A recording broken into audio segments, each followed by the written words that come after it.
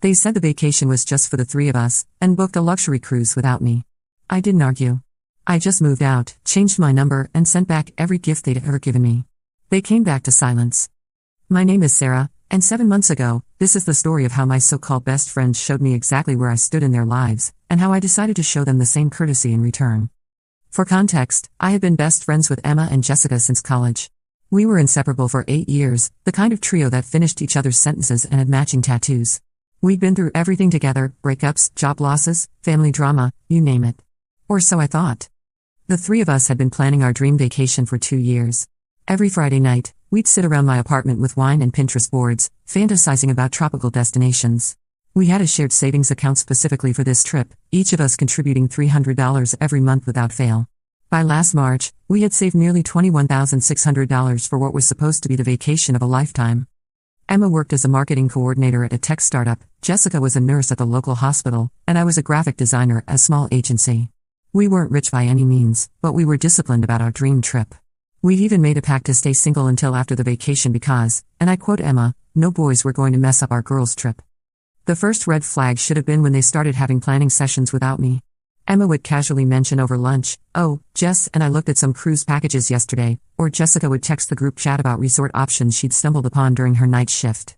When I'd ask for details or suggest we all look together, they'd brush it off with "We're just doing preliminary research" or "We'll show you everything this weekend."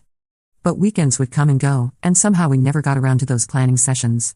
There was always something. Emma had a work emergency, Jessica picked up an extra shift, or they'd already made other plans. I started to feel like I was chasing them for information about a trip I was equally invested in, both financially and emotionally. The second red flag was more subtle. They started having inside jokes I wasn't part of. References to things they'd apparently discussed when I wasn't around. When I'd ask what they were talking about, they'd exchange glances and say it was nothing important or just something silly.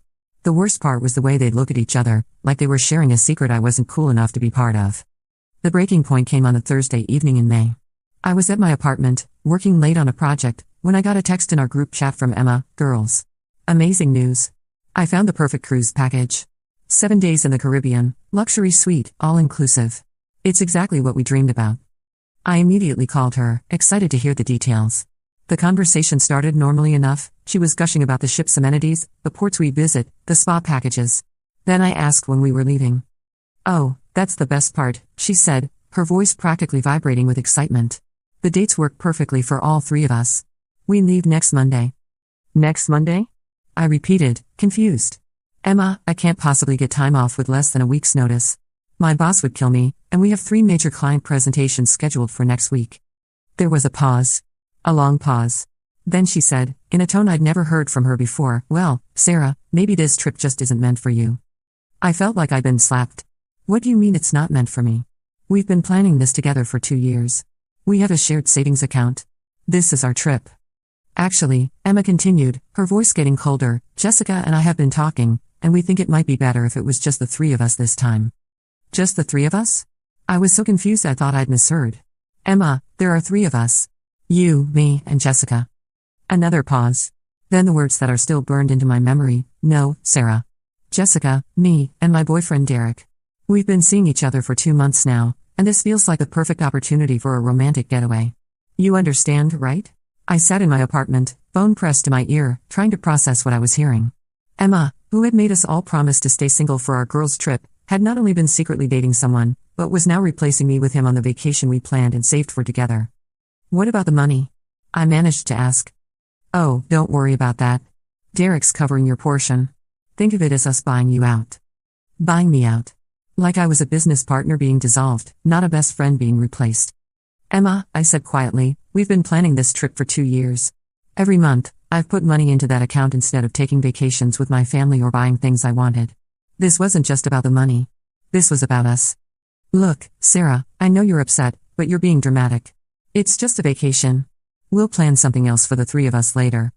Just a vacation. 2 years of dreaming, saving, and planning dismissed as just a vacation."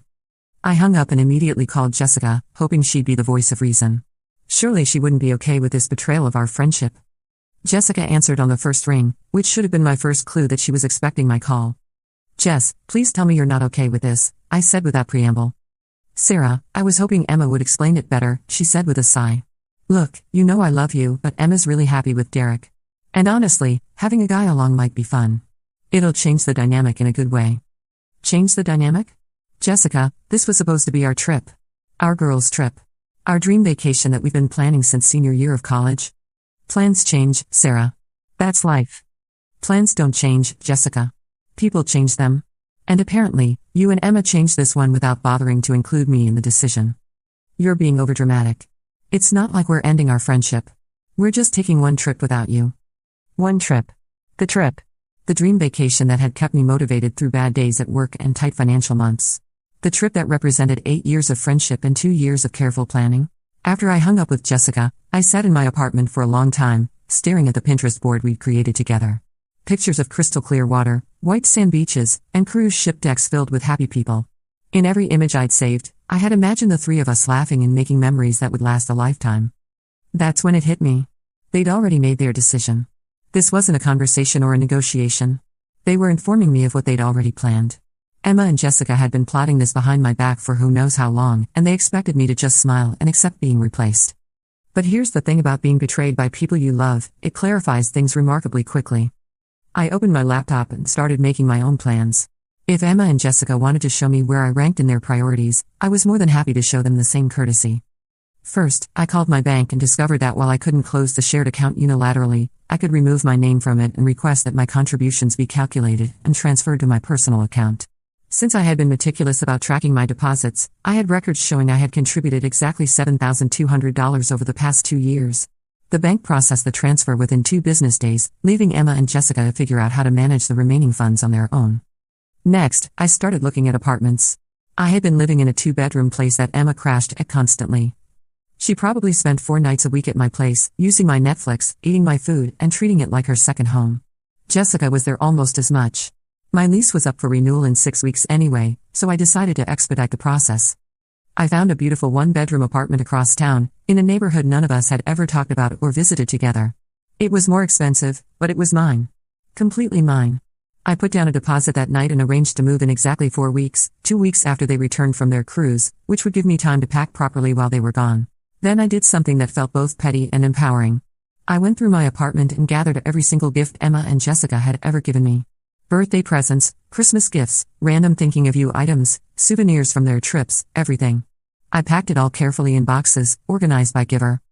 The pile was bigger than I expected. 8 years of friendship had accumulated a lot of gifts. Emma's box contained the coffee table book about travel photography she'd given me for my birthday, the vintage band t-shirt she'd found at a thrift store, the succulent and the hand-painted pot, and dozens of other items. Jessica's box had the jewelry she'd made in her pottery class, the books she'd recommended and bought for me, the cozy blanket she'd given me during my last breakup, and more. Looking at all these gifts, I felt a mixture of sadness and anger. Each item represented a moment when I thought our friendship was real and mutual. Now they felt like props in a relationship that had apparently been one-sided. I wrote identical notes to go with each box. Since our friendship seems to have run its course, I thought you should have these back. I hope your cruise is everything you dreamed it would be.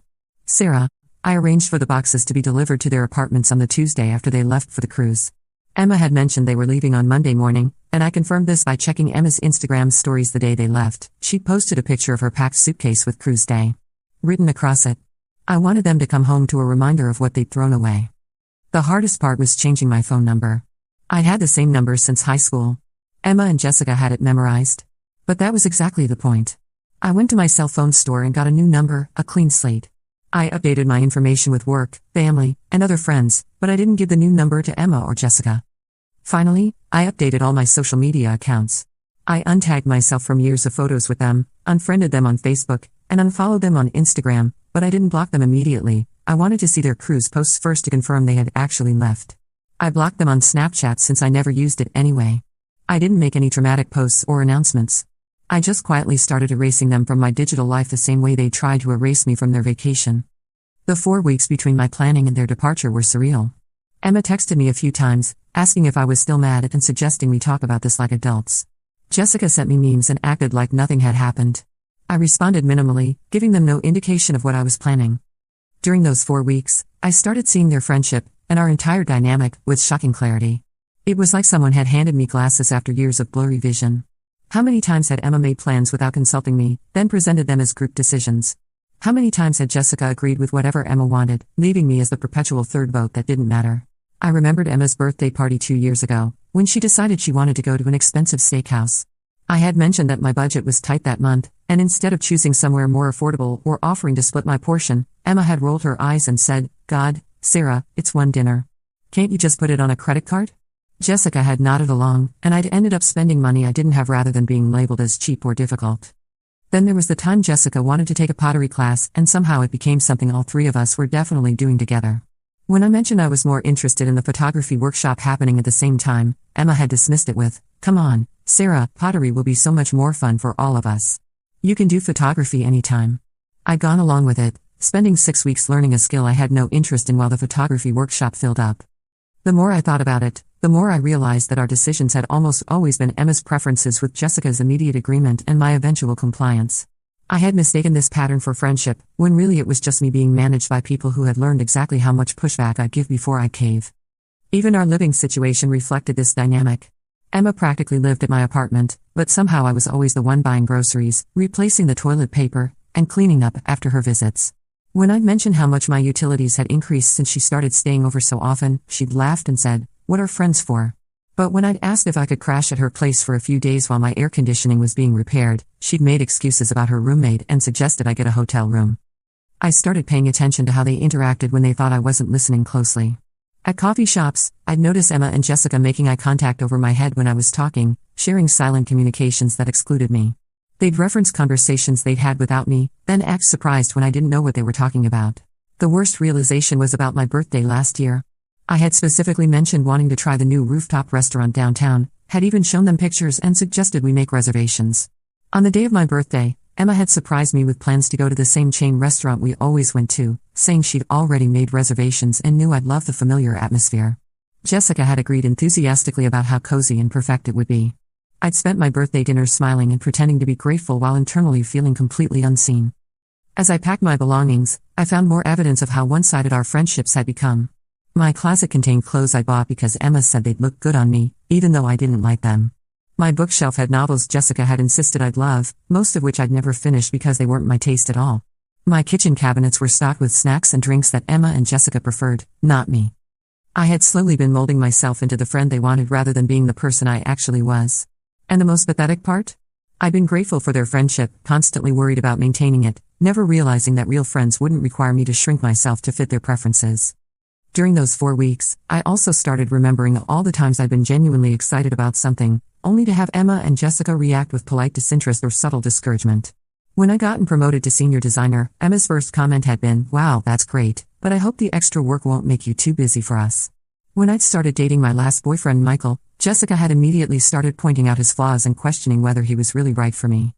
When I'd mentioned wanting to take a solo trip to visit my college roommate in Portland, they'd both acted hurt that I'd want to travel without them. I realized they'd trained me to seek their approval for everything, to prioritize their comfort over my own desires, and to feel guilty for having interests or relationships outside of our trio. The cruise situation wasn't an aberration, it was the logical conclusion of a friendship where my role had always been to be available, accommodating, and grateful for whatever scraps of consideration they threw my way. The most telling moment came during week 3 of my secret preparations.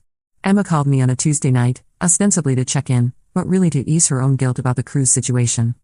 "I know you're probably still upset about the vacation thing," she said, "but I want you to know that Jessica and I were talking, and we're definitely going to plan something special for just the 3 of us when we get back. Maybe a spa weekend or something."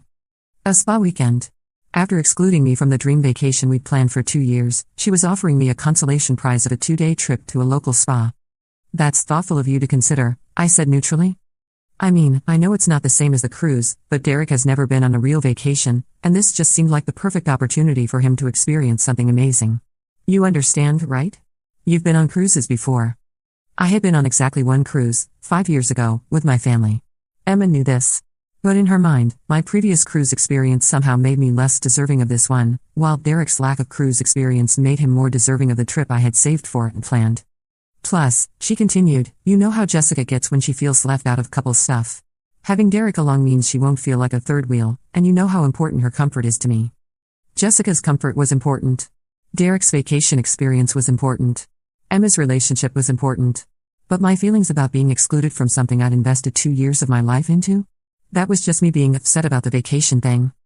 Emma, I said carefully, when you and Jessica decided to invite Derek instead of including me, did either of you consider how I might feel about that?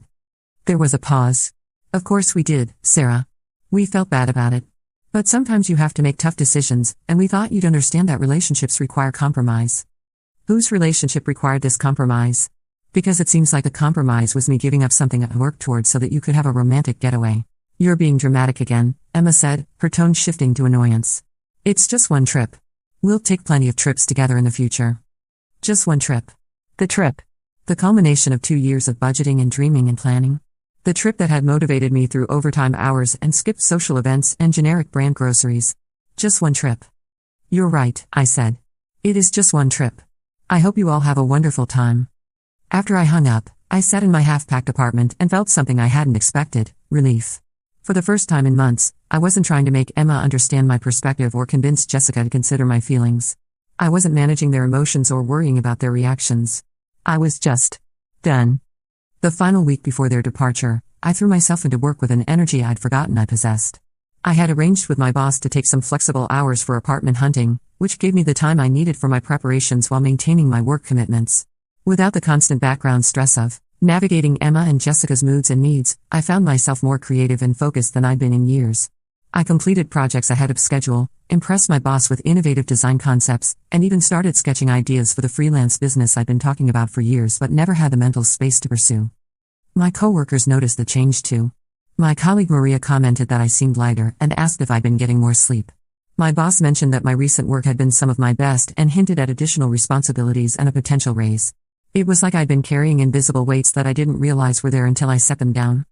I also started reaching out to friends I'd neglected during my years of focusing on Emma and Jessica. My college roommate Rachel was thrilled to hear from me and immediately started planning a visit. My cousin Tom, who lived across the country, told me he'd been wanting to invite me to his wedding but thought I was too busy with those girlfriends of yours to travel. My neighbor Mrs. Chen, who I'd always chatted with briefly in the hallway, invited me for tea and turned out to be one of the most interesting people I'd ever met. It was astounding how much social energy I'd been pouring into 2 people, and how much richer my life became when I redirected that energy toward people who actually reciprocated it. 3 days before Emma and Jessica left for their cruise, I had my final interaction with them as friends. We ran into each other at our usual coffee shop, the one I'd been avoiding for weeks but had stopped by because I was in the neighborhood for apartment hunting. Jessica saw me first and waved me over to their table with a kind of enthusiasm that suggested she'd been hoping for this opportunity. Sarah. Perfect timing, she said as I approached reluctantly. Emma and I were just talking about you. We're so excited about the cruise, Emma added, but we want to make sure you know we're thinking about you too. We even talked about getting you a souvenir from each port. Souvenirs. They were planning to exclude me from the vacation of my dreams and bring me back trinkets as compensation. That's very thoughtful, I said, not sitting down. We should definitely all hang out when we get back, Jessica continued. I feel like we haven't spent enough time together lately. This was rich, considering they'd spent the past month planning a vacation without me and were now acting like our decreased hangout time was just a natural occurrence rather than the result of their secretive behavior. Actually, Emma said, leaning forward conspiratorially, Derek's been asking about you. He's excited to meet you properly when we get back. He knows how important you are to us. Important enough to be replaced by him on the trip I'd planned, but important enough to meet him afterward. The logic was breathtaking. I'm sure he's lovely, I said. I hope you all have a wonderful time on the cruise. We will, Emma said, then caught herself. I mean, we'll miss having you there, obviously. Obviously. Like an afterthought. Like something she just remembered she was supposed to say. I smiled and excused myself, claiming I had an appointment to get to. As I walked away, I heard Jessica say to Emma, see? I told you she was fine with everything. Sarah's always so understanding. Always so understanding. That's what I'd been to them, someone who could be counted on to understand, to accommodate, to prioritize their needs over my own. Someone who would smile and nod when excluded, who would be grateful for souvenirs instead of experiences, who would always be there when they needed me but never expect the same in return. That night, I finished packing the last of their gifts and wrote my final notes. As I walked away, I felt like I was closing a chapter of my life that had been holding me back from becoming the person I was meant to be. But the real test of my resolve came 2 nights before they left. Emma showed up at my apartment unannounced at 9 p.m., clearly having worked herself up into an emotional state. I almost didn't answer the door, but something about her frantic knocking made me concerned she'd wake my neighbors. Sarah, thank God, she said when I opened the door. We need to talk. This whole thing has gotten so out of hand. I didn't invite her in, just stood in the doorway. What do you want to talk about, Emma? This silent treatment you're giving us. Jessica's been crying every day because she thinks you hate her. And I can't even focus on packing because I feel so guilty about how everything happened. The irony was stunning. They felt guilty about my reaction to their betrayal, but apparently hadn't felt guilty enough about the actual betrayal to reconsider it. I don't hate Jessica, I said calmly. I don't hate you either. I'm just not interested in maintaining friendships with people who would exclude me from something we planned together for 2 years. But that's just it, Emma said, her voice getting higher. We didn't plan this to hurt you. Derek has been going through such a hard time at work, and this cruise felt like exactly what he needed. When I saw how excited he got about the idea, I couldn't bear to tell him he couldn't come. So instead you told me I couldn't come? It wasn't like that. We just thought. I mean, you're so strong, Sarah. You're so independent. We knew you'd understand that sometimes life requires sacrifices for the people we love. There it was again. My strength and independence being used as justification for treating me poorly. Because I was strong, I could handle being hurt. Because I was independent, I didn't need their consideration.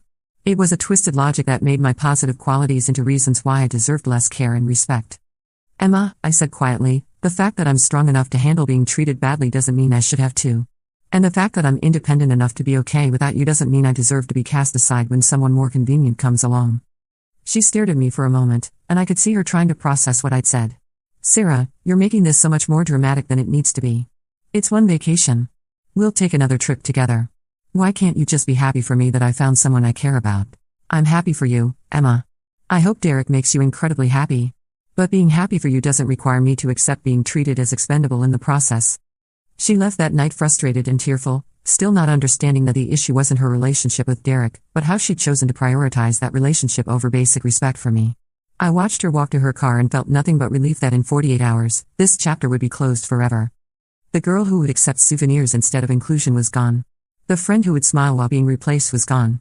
The person who would prioritize other people's comfort over her own dignity was gone. In her place was someone who knew her worth and wouldn't settle for anything less than friendship that honored it.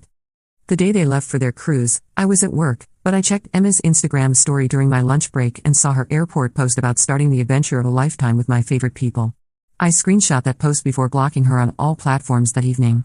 Then I supervised the movers loading my furniture into a truck for temporary storage until my move-in date 2 weeks later. Moving into my new apartment 2 weeks later felt like emerging from a fog I didn't realize I'd been living in. Without Emma's constant presence, I discovered how much of my space and energy had been occupied by someone who saw me as disposable. Without Jessica's drama and need for constant validation, I found a peace I'd forgotten existed. I threw myself into work and discovered I was actually really good at it when I wasn't constantly distracted by friendship maintenance. I picked up freelance projects, started dating again, and began exploring parts of the city I'd never seen because Emma and Jessica had always wanted to go to the same familiar places. The cruise lasted 7 days. On day 8, I got my first indication that they'd returned home and discovered my gifts. Emma tried calling my old number repeatedly. When that didn't work, she created a fake Instagram account to try to message me. Jessica showed up at my old apartment, only to find new tenants who had never heard of me. They tried reaching out through mutual friends, but I'd been careful about that too. I explained the situation to the people who mattered, and everyone who knew the three of us well agreed that what Emma and Jessica had done was beyond the pale. Our college friend Mike actually laughed when he heard the story and said he'd always thought Emma was fake nice anyway. About 3 weeks after they returned, Emma managed to track down my work email address. She sent me a long message about how hurt she was that I'd overreacted to their vacation plans. She said they'd tried to give me space to cool down, but my behavior was immature and vindictive. She wanted to work things out because 8 years of friendship shouldn't end over one misunderstanding. One misunderstanding. That's what she called it. Jessica's approach was different. She managed to find my new apartment building by checking property management websites and cross-referencing my last known employment information, a level of detective work that was both impressive and disturbing. She showed up at my apartment on a Tuesday evening. I watched through the peephole as she knocked and called my name for 20 minutes. She left a letter under my door that I threw away without reading. The mutual friend attempts continued for about a month. Emma and Jessica would pump our college friends for information about me, asking if I'd mentioned them, if I seemed sad, if I was ready to talk. They painted themselves as the injured parties, just trying to salvage a friendship that I was being stubborn about. But here's what they didn't understand: I wasn't angry anymore. I was free. For 8 years, I had centered my social life around people who were apparently capable of planning an elaborate betrayal while smiling to my face. I had prioritized their needs, accommodated their schedules, and assumed their loyalty because that's what I offered in return. The cruise situation hadn't revealed the new side of Emma and Jessica, it had revealed their true priorities. I was never going to be important enough to them to deserve basic respect or consideration. Realizing that was painful, but it was also liberating. 7 months later, I'm writing this from my beautiful apartment that no one crashes at uninvited. I'm in a relationship with an amazing man named Alex who I met through a hiking group I joined after the move. I've been promoted at work and have a freelance business that's taking off. I've traveled to 3 different cities to visit friends and family I'd neglected while maintaining the exhausting job of being Emma and Jessica's third wheel. Last week, I ran into Emma at a coffee shop downtown. She saw me before I saw her, and by the time I noticed, she was already walking over with a determined expression. "Sarah," she said, sitting down across from me without invitation. "This has gone on long enough. I miss you. Jessica misses you. We made a mistake, okay? We should have handled the cruise thing differently." I looked at her for a long moment, this person I'd once considered my best friend, and felt nothing but mild curiosity about why she thought she could just sit down and demand my attention. "Emma," I said calmly, "I'm not sure what you think is going on, but nothing has gone on long enough. I moved on from our friendship 6 months ago when you showed me it didn't mean to you what it meant to me. I'm not angry with you. I'm not punishing you. I'm just not interested in being friends with people who would treat me the way you and Jessica did. But we were friends for 8 years, she protested. That has to count for something." It did count for something. It counted for 2 years of saving money and making plans for a dream vacation that you gave to your secret boyfriend instead. It counted for years of me prioritizing your needs and assuming you'd do the same for me. Those 8 years taught me exactly what our friendship was worth to you, and I listened. Emma's face flushed. "You're being ridiculous. People make mistakes. Real friends forgive each other. Real friends don't exclude each other from shared dreams and call it a mistake when they get caught," I replied. "Real friends don't plan elaborate betrayals and expect forgiveness when the person they betrayed won't play along." I stood up to leave, and Emma grabbed my arm. "Sarah, please. I know we hurt you, but don't you think you're being a little extreme? Moving away, changing your number, returning all our gifts? It's like you want to hurt us back." I gently removed her hand from my arm. "Emma, I never wanted to hurt you back. I just wanted to be free of people who could hurt me so casually in the first place. The fact that my absence hurts you now doesn't obligate me to return to a friendship where my presence clearly didn't matter enough to prevent you from hurting me then." As I walked away, I heard her call after me, "This isn't over, Sarah. We're going to fix this." But it was over. It had been over the moment she told me the cruise was just for the 3 of us, and I realized I'd never actually been part of the us she was talking about. That night, Alex asked me how the encounter had made me feel. I thought about it for a while before answering. "Free," I said. "It made me feel free. Because that's what happens when you stop fighting for relationships with people who've already shown you where you stand. You discover that you can stand just fine on your own, and that the people worth standing with are the ones who would never ask you to prove your worth in the first place." Emma and Jessica got their cruise with Derek. They got their perfect opportunity for a romantic getaway and their changed dynamic. What they didn't get was the safety net of a friend who would always be there no matter how they treated her, because that friend realized she deserved better. Sometimes the best revenge isn't elaborate or dramatic. Sometimes it's just the quiet dignity of knowing your worth and walking away from people who don't recognize it. Sometimes it's building a life so fulfilling that you genuinely forget to miss what you left behind. They said the vacation was just for the 3 of us and booked their luxury cruise without me. I didn't argue, because arguing would have implied that their decision was up for debate. Instead, I showed them the same consideration they'd shown me, none at all. I moved out, changed my number, and sent back every gift they'd ever given me. They came back to silence, and that silence was my answer. Not because I wanted to punish them, but because I finally understood that some relationships aren't worth the energy it takes to maintain them, and some people aren't worth the pain it takes to love them. I hope their cruise was everything they dreamed it would be. I hope Derek was worth losing a friend over. I hope they learned something about loyalty and friendship, though I doubt they did.